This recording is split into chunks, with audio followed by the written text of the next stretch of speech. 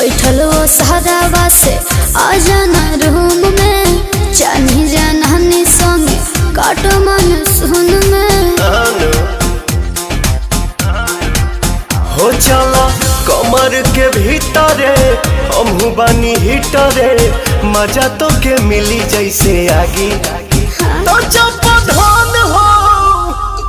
धन हो सरदिया ना